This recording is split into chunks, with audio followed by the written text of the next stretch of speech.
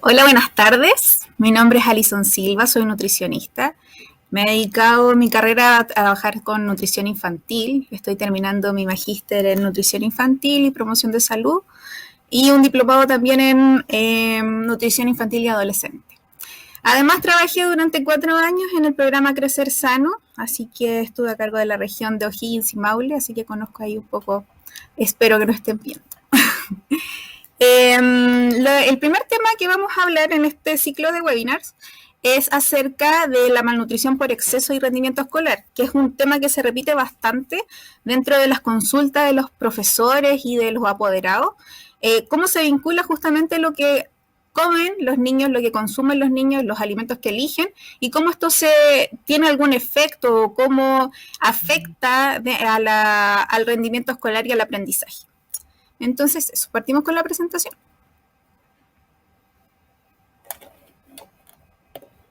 Perfecto. Bueno, primero que todo vamos a hablar de malnutrición por exceso, que es un concepto mucho más grande que aúna tanto al sobrepeso y a la obesidad, ¿ya? Y cómo esta se vincula juntamente con el rendimiento escolar.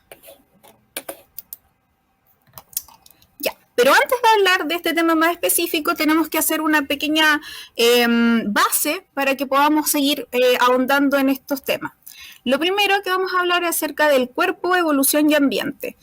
Cómo nuestro organismo, vamos a entender aquí que nuestro organismo, nuestro cuerpo, no ha cambiado demasiado desde el hombre prehistórico. Por eso ponemos aquí en esta imagen a este hombre prehistórico en un ambiente totalmente diferente al que él se desenvolvía, ¿cierto?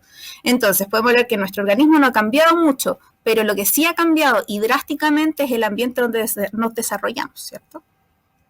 Este hombre prehistórico podemos ver que tenía un sistema de vida que es más bien nómade, no tenía un lugar específico donde él no tenía una casa, no tenía un ambiente, ¿no? Él caminaba muchos kilómetros, entonces también su sistema alimentario era muy diferente. Él era un cazador-recolector. Los hombres mayoritariamente se dedicaban a la caza, mientras que las mujeres y los niños se dedicaban a la recolección de los frutos, de las bayas que encontraban. Y así se formaba su alimentación. Entonces esta alimentación era muy dual. Esto quiere decir que habían periodos en donde tenían gran cantidad de concentración energética, o como por ejemplo donde lograban cazar algún animal, y ellos comían, como no tenían sistema de almacenaje y no podían llevarse la alimentación, tenían cortos periodos de tiempo con mucha cantidad de energía. Y por otro lado, los días en que no lograban tener una alimentación, no lograban encontrar o cazar un animal o no encontraban estos frutos ni bayas, tenían muy baja alimentación o casi inanición. Entonces este proceso era muy dual. Habían días con mucha alimentación y días con poca alimentación. Esto cambia drásticamente cuando pasan los años y este hombre prehistórico conoce el sedentarismo, se establece en un lugar, empieza a incursionar en la agricultura, empieza con la crianza de los animales, empieza a preservar y a conservar los alimentos, entonces su alimentación se vuelve más regular. Además, cuando era nómade, por ejemplo, tenía que recorrer grandes cantidades de kilómetros caminando, cazando, lo que requería de mucha cantidad de consumo de energía. Cuando es ya sedentario, esa cantidad de energía ya no es tan importante. Entonces, no necesita que su cuerpo sea tan eficiente energéticamente, ¿ya? Como si lo necesitaba cuando él era nómade. Entonces, después siguen pasando y pasando los años y nos encontramos en el ambiente actual. ¿Y cómo es nuestro ambiente actual? Luego de la revolución industrial comienzan las empresas a fabricar en masa las cosas, los alimentos, se crean los alimentos ultraprocesados, el ambiente se automatiza, las empresas empiezan, por ejemplo, a crear los autos, entonces ya no necesitamos caminar tantos kilómetros, ¿cierto? Tenemos los medios de transporte, entonces nuestro gasto energético también baja, ¿cierto? Y además tenemos alimentos mucho más rápidos, mucho más automáticos, no requerimos de tanto esfuerzo para conseguir nuestra alimentación, ¿cierto? Entonces en esta imagen que pusimos acá, donde vemos 4 personas diferentes, en donde también elige 4 tipos de alimentación diferentes, se dan cuenta que la mezcla de estos alimentos son todos distintos dependiendo de cada persona, porque los patrones dietéticos, que es lo que vamos a hablar como primer concepto, son muy personales, los eligen por el modo de vida, por la calidad del trabajo, puede ser por temas económicos, por temas de educación. Los patrones alimentarios dependen de cada persona. Y estos patrones alimentarios, que son la combinación con la frecuencia, con la cantidad de alimentos, en combinación van a tener también una consecuencia en nuestro organismo. Si elegimos alimentos que son saludables, alimentos que son menos procesados, también van a tener un impacto en nuestra salud. Esto nos lleva a un concepto que es súper importante, que no existen los malos alimentos o los alimentos prohibidos, ni tampoco existen los superalimentos o alimentos que no hacen demasiado bien, ¿cierto? Es la combinación, es la frecuencia, la cantidad, cómo los combino, con qué los combino, a qué hora los consumo, ¿ya? El patrón alimentario. Entonces, nuestro patrón alimentario, de que es la dieta occidental, tiene dos características súper marcadas. Una es que es una dieta con altos azúcares simples y grasas, y por otro lado súper baja en legumbres, pescados, frutas y verduras, que justamente las legumbres, los pescados, la fruta y las verduras nos aportan las vitaminas, los minerales, el omega 3 del pescado, ¿cierto? Que son nutrientes que nos ayudan en nuestro organismo. Entonces, voy a tomar agüita. Es una dieta que en conjunto no tiene muy buenas consecuencias en nuestro organismo. Eso lo podemos ver acá. La dieta occidental está muy relacionada con justamente las enfermedades crónicas no transmisibles, que son las que afectan mayoritariamente a la población chilena. Por ejemplo, sabemos que la principal causa de muerte en Chile son las enfermedades cardiovasculares. Todos estos alimentos influyen en las enfermedades cardiovasculares. Por ejemplo, alimentos con mucho consumo de sodio, por ejemplo, influyen en la presión sanguínea. Está el equilibrio de la glucosa e insulina, que va a afectar directamente a la diabetes, hígado graso y lípidos sanguíneos con las dislipidemias, y la función cardíaca, que es como todo este conjunto, ¿cierto? Entonces podemos decir que cómo nos alimentamos sí tiene un impacto directo en las enfermedades que nosotros vamos a tener. Además, esto se suma al sedentarismo.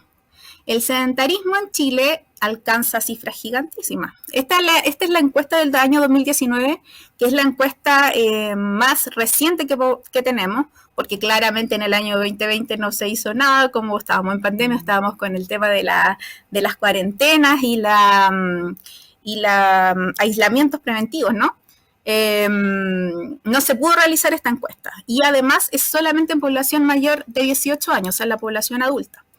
Pero ya en el 2019 encontramos que el 81.3% de la población adulta en Chile es inactiva físicamente. No sabemos qué pasa con la población infantil, mas sí se puede deducir que justamente los hábitos, todos los tipos de hábitos alimentarios, hábitos de higiene del sueño, hábitos de deporte, se crean justamente en esta etapa escolar. Entonces, si vemos que nuestra población adulta tiene un 81.3% de inactividad física, podemos concluir que tampoco es una muy buena cifra en relación a la población infantil. Además, tenemos ahora en la pandemia del sedentarismo que ha aumentado mucho más la cifra, y eso va a traer consecuencias ahora o en el corto plazo y también a largo plazo, porque el ejercicio o la actividad física, que son conceptos diferentes, lo vamos a ver en la próxima, no es tan solo para mantener un cuerpo saludable, sino que también tiene otras consecuencias, como por ejemplo en el equilibrio, en la motricidad física, en la elongación. Tiene mucho impacto en distintas áreas, ¿ya? Ahora vamos a ver cómo es JUNAEV, ahí nos iniciamos con la N. El estado nutricional de JUNAEV 2020, que es la última encuesta. JUNAEV, para empezar, tiene la mayoría de los colegios a lo largo del país, por lo tanto es una súper buena fuente de información, ¿ya? Aquí podemos ver que más de la mitad de nuestra población infantil tiene malnutrición por exceso. Vemos que hasta incluso en el área de la obesidad ya se presentan un 8% con obesidad severa, lo cual es una cifra muy importante, porque un niño que tiene malnutrición por exceso, ya sea sobrepeso u obesidad, tiene un mal pronóstico para la edad adulta. Quiere decir que tiene mayor probabilidad de sufrir alguna enfermedad crónica no transmisible y también tiene mayor probabilidad por este tema de la creación de los hábitos de seguir con este patrón de sobrepeso a lo largo de su vida. En esta otra gráfica que también pertenece a Junaed, vemos en la línea rojita la obesidad total. La obesidad que hemos visto y encontramos del año 2019 al año 2020 cómo ha crecido exponencialmente, ¿no? En amarillo vemos la línea de la sobrepeso que se ha mantenido y en verde vemos la línea de los niños con estado nutricional normal que va en baja. Entonces lo que se puede concluir con esta gráfica es que los niños con peso normal están pasando a la línea de sobrepeso y los niños con sobrepeso están pasando a la línea con obesidad. Entonces estamos pasando de carril sin mantener los niños con peso normal, ¿ya? Entonces la población en general está con tendencia a la malnutrición por exceso. Seguimos. Entonces, la malnutrición por exceso o la mala alimentación tienen impacto también en las distintas atmósferas del niño. Siempre se habla del impacto que tiene en la salud, ¿cierto? Cómo la mala alimentación influye en las enfermedades, cómo influye en las dificultades, no sé, a los órganos, distintos órganos, ¿no? Pero muy poco se habla acerca de cómo la mala alimentación tiene un impacto directo en los desórdenes de ánimo, por ejemplo, en todo lo que tiene que ver con la atmósfera más psicoemocional de los niños, ¿no? Esto también tiene que ver con un tema de tratar de encajar en un modelo estético, ¿cierto? Que no necesariamente es el correcto, ¿cierto? Aquí, por ejemplo, lo que nosotros nos dedicamos como en el tema de la nutrición, con la ciencia de la nutrición, es justamente a que nosotros seamos personas saludables, ¿cierto? La nutrición no se dedica a generar gente delgada y esbelta, que es justamente lo que acá genera presión en los niños, sobre todo en las niñas y adolescentes y mujeres, que tratan de encajar justamente en un patrón que no necesariamente es acorde a su cuerpo, ¿cierto? Bueno, y el tema del rendimiento de toda la atmósfera escolar lo vamos a hablar con más profundidad pronto. Alimentación y aprendizaje. Entonces, vemos acá un estudio de ensayo-control que se hizo en el año 2017, en donde se reunieron a 100 personas de una universidad en Australia y durante 4 días se administraron desayunos con distintas cantidades de nutrientes, ¿ya? El grupo experimental tiene una dieta alta en azúcares simples y en grasas saturadas, y el grupo control tuvo un desayuno normal, ¿sí? Y vemos que en no solo 4 días, en unas pruebas de memoria y aprendizaje, el grupo control mantuvo su puntaje. Si lo vemos ahí en la línea punteada, se puede ver que mantiene su puntaje. Va un poco a la baja, pero se mantiene dentro de todo. Mientras que el grupo experimental se ve una baja dentro del rendimiento de esta prueba de memoria y aprendizaje. En tan solo 4 días con una alimentación alta en grasas saturadas y en azúcar. ¿Por qué pasa esto? ¿Ya? Es porque las dietas altas en grasas y en azúcares tienen un impacto directo en la memoria a largo plazo. Está el estímulo o información, que es lo que nosotros queremos aprender, la memoria a corto plazo, que es la que necesitamos en un cortito tiempo, y que se refuerza con la memoria de trabajo. Esto quiere decir, por ejemplo, cosas que normalmente hacemos, cosas del diario, cosas del cotidiano, ¿ya? Y luego la memoria a largo plazo está relacionada justamente con el aprendizaje. Y las dietas con altas en grasas y en azúcares simples afectan esta memoria a largo plazo porque en un área del cerebro que está justo en el centro de nuestro cerebro que se llama hipocampo, funciona con mucha menor eficiencia al encontrarse con alimentos con mucho azúcar y con mucha grasa. Entonces, se puede concluir a partir de este estudio y varios estudios más, que lo puse porque es como más dramático, porque tan solo en 4 días ya se ven efectos, ¿cierto?, dentro de la memoria y aprendizaje. Que la alimentación no saludable nos va a traer como consecuencia un menor rendimiento escolar. Acá puse este ejercicio que lo hicimos también con los profesores en Rancagua, en donde nos dimos cuenta de cómo la alimentación de los niños es muy continua en corto periodo de tiempo, ¿no? Normalmente tenemos el desayuno entre las 6:30 y 7, dependiendo de cuánto se demore en llegar al colegio, ¿no?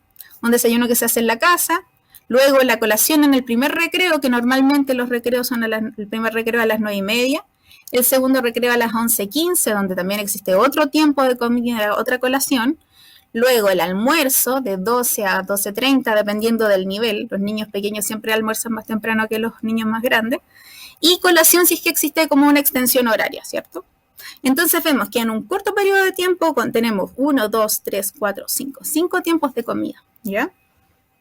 Este tipo de comida, dentro de la experiencia de los recreos junto con los niños, era bastante repetitivo. Era un jugo o bebida y una galleta, pero no de las galletas mini, sino que estas galletas que tienen para más de una porción. Eso era una colación tipo, que es justamente una colación que es alta en azúcares simples y en grasas saturadas, que es como lo vimos en las diapos anteriores, tiene relación con el mal aprendizaje. Entonces esto lo podemos ver, lo podemos como vincular un poco en el rendimiento de los niños por ejemplo, un niño se puede aprender un contenido dentro de la sala de clases, ¿cierto? Y llega a la casa, hace la tarea, perfecto, pero pasan 2 a 3 semanas y el niño olvidó lo que aprendió en clases, ¿ya? Esto se debe justamente a lo mismo. La memoria a corto plazo, perfecto, logró hacer la tarea el mismo día. Pero si no se retroalimenta y pasa a ser una memoria a largo plazo, es muy difícil que ese aprendizaje quede y que por ende va a tener problemas en el rendimiento escolar. Entonces tiene una relación continua. Pasó por acá abajito un correo electrónico donde pueden ir dejando sus preguntas, si es que tienen alguna duda dentro de la lista. Perfecto. Pueden ahí mandar sus preguntas si es que se genera alguna durante la conversación. Seguimos entonces.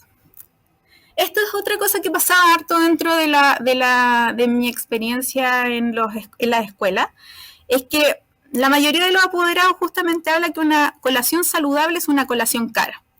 Y eso es que es justamente lo que queremos como desmitificar. Una colación saludable no tiene por qué ser una colación cara. Una colación saludable siempre está como vinculada a que sea como diet o que tenga alto en fibras, como descriptores nutricionales que son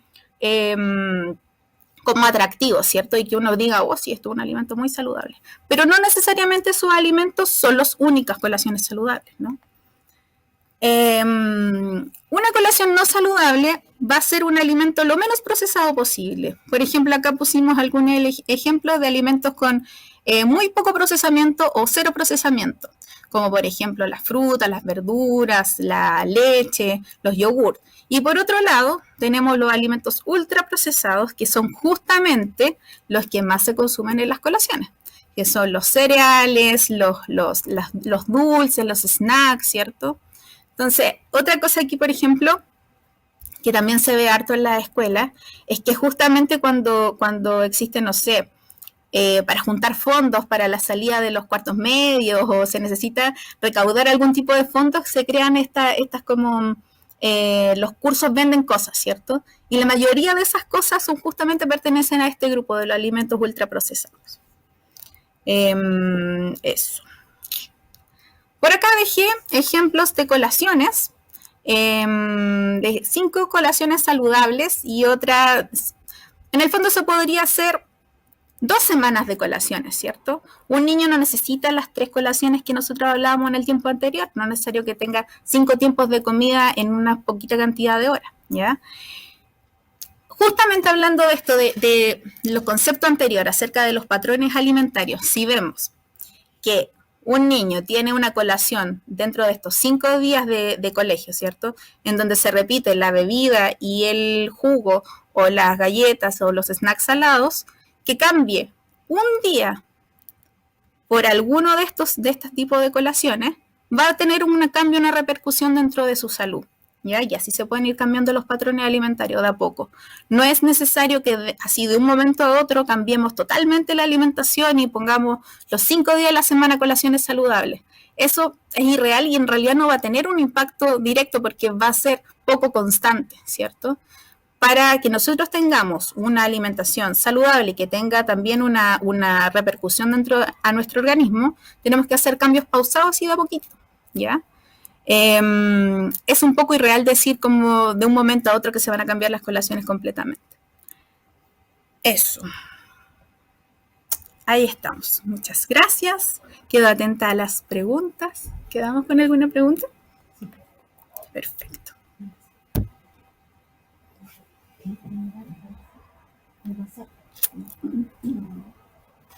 Estoy aquí esperando que me lleguen las preguntitas para resolverlas.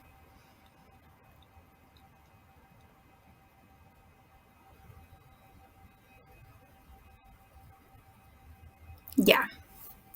Llegó la primera. ¿Cómo mejorar los hábitos alimentarios de los niños entre 5 a 8 años en casa? Súper claro, porque ahora no estamos con escuela, ¿cierto? En el fondo es como un poco lo que hablamos en la conclusión, ¿no? Es todo cambio en los patrones alimentarios que hagamos, aunque sean mínimos, van a tener un impacto, una repercusión dentro de nuestra alimentación. Como vimos la definición de un patrón alimentario, es justamente la frecuencia, la calidad de los alimentos o el tipo de alimento. También podemos ver, por ejemplo, la cantidad. Un niño no come lo mismo que un adulto. Si se dan cuenta, o sea, es un humano en chiquitito, su estómago no es más grande que el porte de un puño. El estómago, por supuesto, es un músculo, se agranda, se inflama. Entonces, la idea es justamente, pero no va a tener un volumen igual que el de un adulto, ¿ya? Entonces, podríamos empezar con ese tipo de cambios. Ver porciones, ver frecuencia de alimentos, los tipos de alimentos que se utilizan, ¿cierto? Eso creo que sería algo como realista. No pensar de un momento a otro que vamos a cambiar la alimentación del niño y que ahora son puros alimentos saludables y puros alimentos como superalimentos, ¿cierto? Pero pequeñas cosas, pequeñas cosas. Eso va a tener ya un impacto en la alimentación de los niños. ¿Cuál es la efectividad de eliminar los dulces en los niños? Mejora sus revoluciones. Sí. La efectividad de eliminar los dulces, también hablando un poco de eso, patrones alimentarios. La prohibición de un alimento en general no tiene muy buenos resultados. Hay varias estadísticas y estudios al respecto que las prohibiciones en general generan más ansiedad. Por eso siempre se habla o hablamos acá de que prohibir un alimento, de que existan alimentos prohibidos, no es como muy efectivo, ¿ya? Sí, por ejemplo, se puede ir modificando, quizás haciendo cambios que sean consensuados y de a poco. Por ejemplo, lo mismo que estas colaciones. Si tenemos un niño que los 5 días de clases lleva la bebida y la galleta, ¿qué tal si un día se cambia por, en vez de una bebida, agua? Y no decirle por qué la bebida es mala, sino que incentivar positivamente a que el agua es buena, a que el agua ayuda a nuestra piel, que el agua ayuda a nuestro estómago, que ayuda a nuestros ojos. En el fondo, ver que no decir que un alimento es malo de por sí, sino que mejor incentivemos el consumo de los otros alimentos. En relación a las revoluciones, sí, cambia. El azúcar es un activador de los niños, definitivamente. Y también como lo que vimos también en relación a la memoria a largo plazo, claramente si un niño tiene una colación que es alta en azúcar, ese niño, por el tema de las revoluciones, no va a parar en la sala de clases. Lo comentábamos justamente con algunos profesores, que se nota inmediatamente con los niños que comen colaciones que son más bajitas en azúcar y las que consumen más altos, porque se ve inmediatamente al llegar a la sala como el niño con mucho azúcar está imparable, jamás se va a concentrar ese niño. Así que sí, tiene un impacto en las revoluciones de los niños.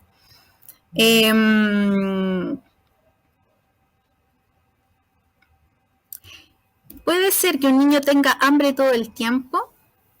¿Cuánto tiene que comer un niño? ¿Cuánto tiene que comer un niño? Ya. Eso igual es bastante relativo, tiene hartas cosas que ver ahí como tamaño, como gasto energético, como que, no sé, por ejemplo, un niño que realiza deporte, no sé, competitivo, va a necesitar mucha más cantidad de calorías y por ende mucha más cantidad de alimentación que un niño que está en la casa, que sea sedentario o que, no sé, su mayor actividad sea pasear a las mascotas, ¿ya? Entonces, decir como algo estándar es complejo, sobre todo en los niños, ¿ya? Es bien particular, entonces se tiene que ver caso a caso.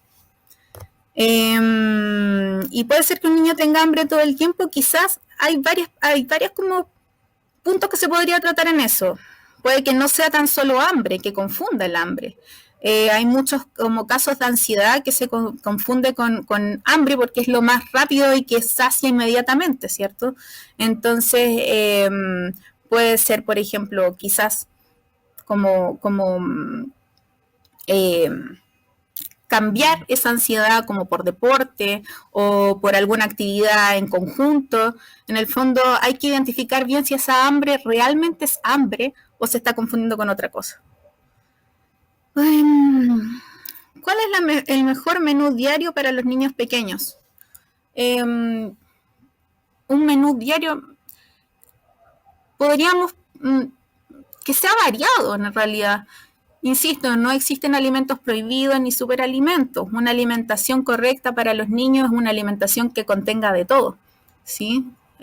Así no se genera ansiedad por los alimentos prohibidos, consume también las cosas buenas de los alimentos, como las minerales, las vitaminas, el pescado con el omega 3 que tiene un impacto importante en nuestra también cognición, en nuestro cerebro.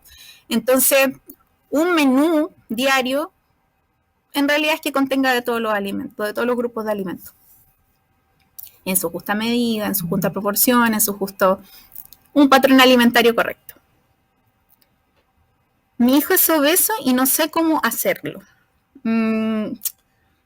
Complejo. Yo creo que ahí en el fondo para empezar, yo creo, volver al punto, que me interesa bastante cómo recalcarlo en realidad. El tema de la obesidad en sí mismo no es tan solo un tema que afecte al cuerpo en sí mismo como con cosas biológicas, sino que también tiene varias atmósferas en las cuales afecta, ¿no?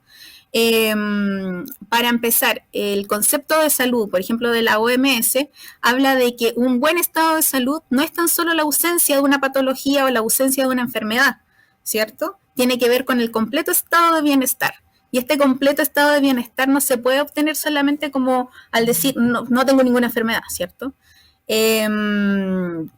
Entonces, decir como que para empezar es como quitarle un poco la carga negativa de decir, oh, mi niño es obeso. Para empezar es una condición que se puede cambiar, ¿ya? Entonces no es como un padecimiento eterno. Una obesidad se puede manejar fácilmente. Y es un niño, se pueden cambiar patrones alimentarios, se pueden cambiar conductas, se puede aumentar también el tema del gasto energético. Entonces yo creo que, ¿qué es lo que hay que hacer? Consultar a un profesional para empezar, ver temas de porcionar la alimentación, ver qué se puede mejorar dentro de estos patrones alimentarios y también de las conductas como en relación al deporte, en relación a la actividad física. Eso creo que sería como un buen manejo inicial. Que claramente, insisto, todo en temas de salud es muy particular. Depende de cada persona, depende de cada realidad de cada persona, en dónde se desarrolla, en cómo se desarrolla, ¿cierto? Es bien particular. ¿Qué examen? A ver, no.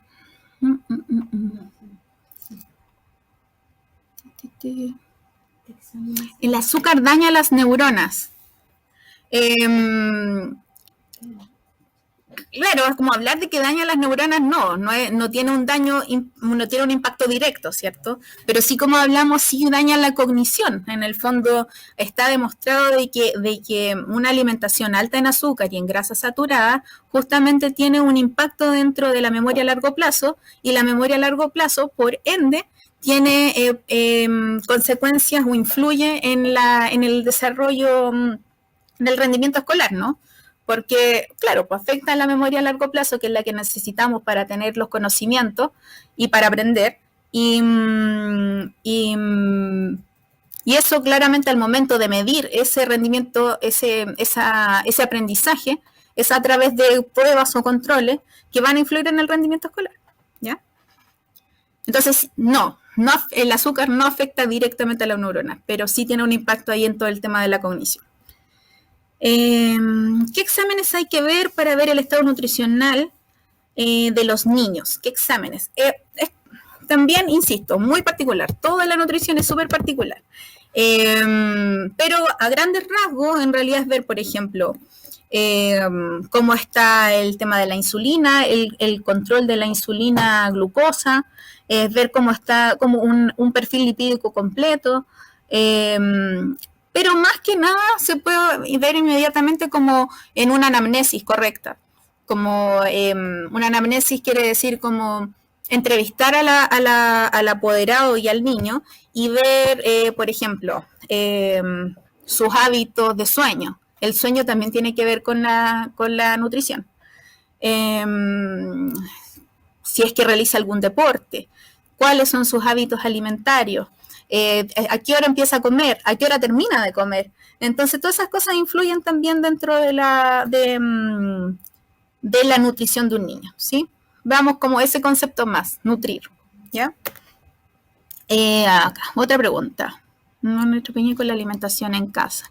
La familia de nuestra comunidad son de escasos recursos. Ya, lo voy a leer en voz alta.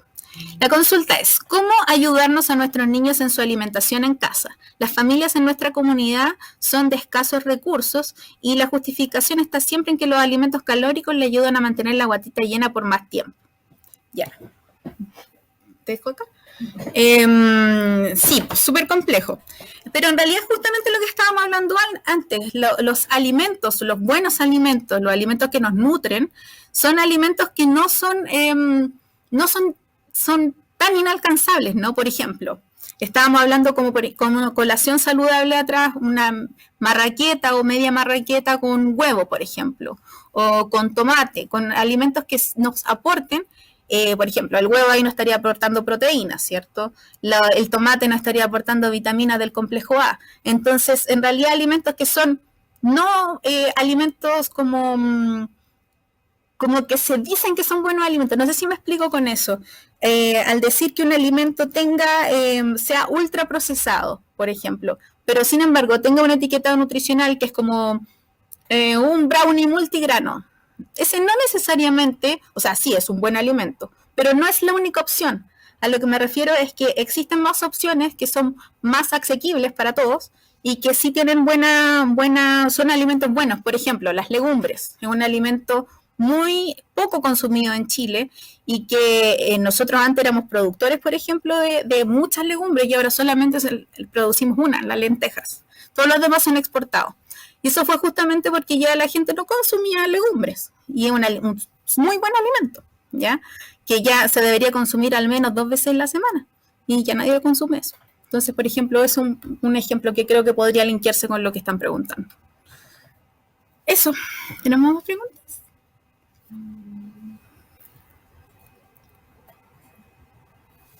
Estamos. Ya. Ya, perfecto. Ya, perfecto. Ya, entonces, vamos a hacer un resumen mientras llegan más preguntas, ya no tenemos más preguntas. Entonces, como resumen, podemos decir que una alimentación correcta no consiste en alimentos prohibidos ni alimentos muy buenos, ¿cierto? Ya tenemos claro lo que es el concepto de patrón alimentario, de que tiene que ver con la frecuencia, con la proporción de los alimentos, con la cantidad, ¿cierto? Con los horarios. Vemos que la nutrición en los niños es muy particular, depende de muchas condiciones, depende de factores ambientales también, ¿cierto? De factores socioeconómicos. Vemos que la salud, el mismo concepto, no tiene que ver con un tema de ausencia de patología, sino que tiene que ver justamente un tema más biopsicosocial, que también influye en nuestra alimentación, ¿cierto? Vemos que nuestro cuerpo, nuestro organismo, nuestro pool de genes no ha cambiado mucho. Entonces nosotros tendemos al ahorro de energía, tendemos a ser un cuerpo bien eficiente energéticamente. Entonces, la sobrealimentación o la mayor frecuencia en la alimentación claramente va a tener consecuencias dentro de nuestra enfermedades, ¿cierto? Nuestra patología o de nuestra salud. ¿Llegó otra pregunta más? Veamos. Dice, ¿qué sucede con los niños y niñas que a pesar que se le explique los patrones alimentarios nuevos a nivel familiar, no pueden acceder a otro tipo de alimentos? Es complejo. Con respecto a las colaciones, ¿qué hacemos frente a las colaciones con alimentos extremadamente procesados? Si es lo que se puede acceder. Pero justamente es lo que estamos hablando, los alimentos ultraprocesados no son necesariamente, claro, estamos quizás hablando de los alimentos como completos, como ese tipo de alimentos que, claro, son más asequibles, pero por ejemplo las frutas tienen cero procesamiento, o sea, salen del árbol inmediatamente al consumo. Ningún proceso. Entonces ese tipo de alimentos podría ser una buena colación. Un yogur, por ejemplo, también podría ser una buena alimentación. Ahora pasa, por ejemplo, de que una manzana así a secas no es un alimento muy atractivo para un niño. Sin embargo, si se presenta de otras formas, como los ejemplos que vimos anteriormente, si se rayan, si se pican en bastones, en el fondo se le cambia un poco la imagen a esta manzana como tal, como alimento, y puede ser una opción más atractiva, ¿cierto? Y que pueda competir un poco. Es súper difícil, yo lo entiendo. Es súper difícil competir con una galleta que viene perfectamente diseñada. O sea, hay diseñadores que se encargan de que un alimento se vea apetitoso, ¿cierto? De que tenga los granos de chocolate perfectos para que se vea maravillosa. Tienen de todos los ingredientes. Ustedes saben que las galletas tienen tanto azúcar como sal, en igual cantidad casi, es para que justamente las papilas gustativas de nuestra lengua todas se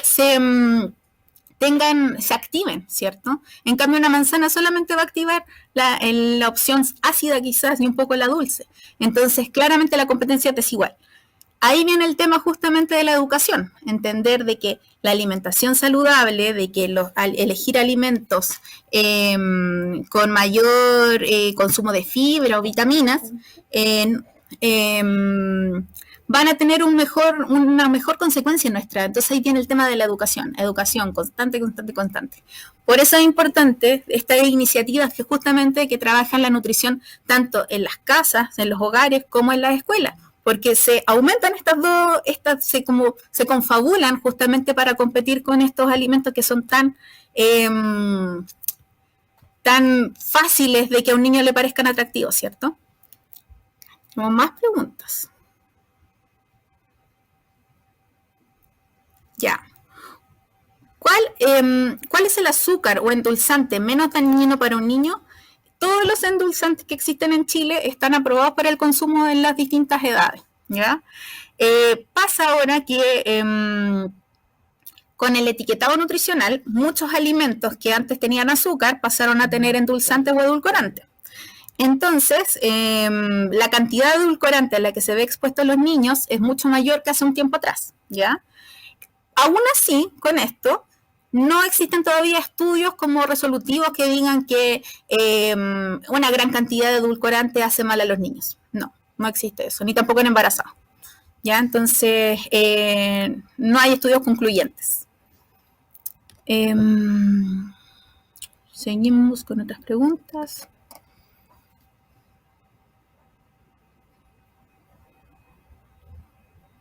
¿A qué hora debería ingerirse el último alimento del día, particularmente en los niños?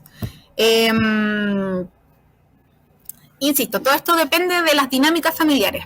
La idea es que una persona, tanto niño como adulto, no debe consumir al menos 2 horas antes de la hora de acostar. Eso tiene que ver con un poco de otra área, que es la higiene del sueño, ¿no? Hay ciertos como procesos que deben ser seguidos como rituales antes de la hora de dormir. Entonces así el niño se prepara para que llegue un momento en que tenga que dormir, ¿cierto? Entonces sí, 2 horas es lo mínimo que debería pasar entre el último alimento y la hora de dormir.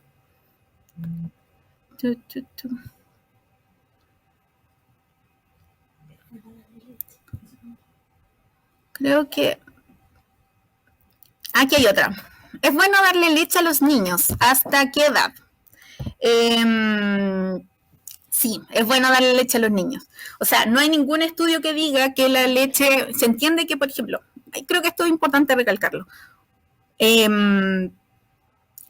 La decisión de ingerir algún alimento es personal, ¿cierto?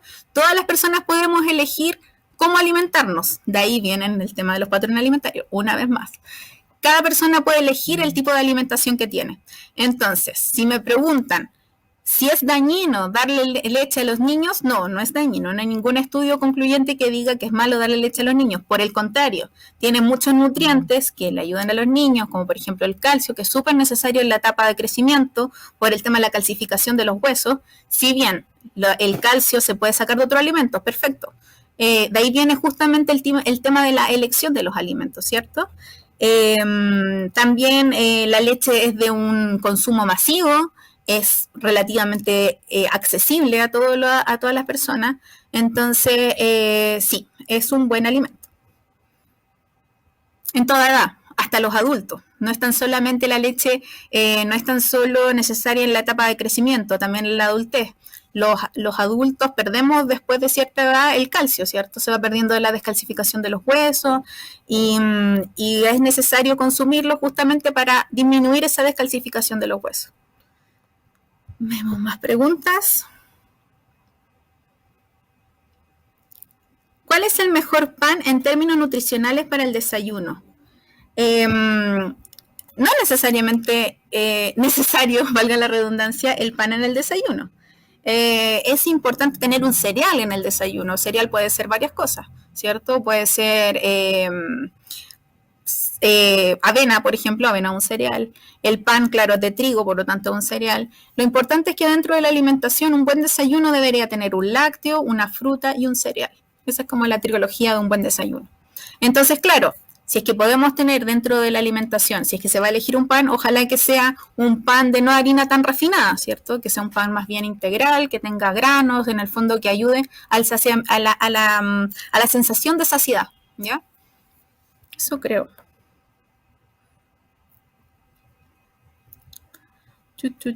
Vemos más preguntas. Permiso. Uy, perdón, tomé la cámara. ¿Ah?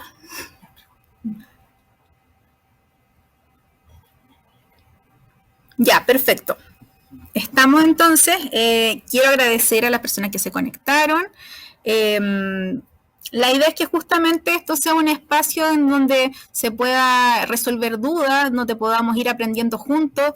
Todo el mundo entiende que la alimentación y la educación alimentaria es compleja, que no es un tema fácil, que requiere de mucho esfuerzo, de mucho sacrificio de parte de las mamás y de los apoderados, ¿cierto? En general y también de los profesores. Que es una alianza estratégica entre el mundo escolar y los padres y apoderados, y de ahí de a poquitito ir nutriendo mejor a los niños, que estas cifras, altas cifras de sobrepeso y malnutrición por exceso, tengan un freno y ojalá una disminución, ¿cierto? Siempre enfocado en cómo los niños, en cómo el acto de elegir los alimentos en el cotidiano nos pueden ayudar a tener una salud mucho mejor dentro de los siguientes años, ¿ya? Eso, muchas gracias. Estamos viendo en una siguiente ocasión.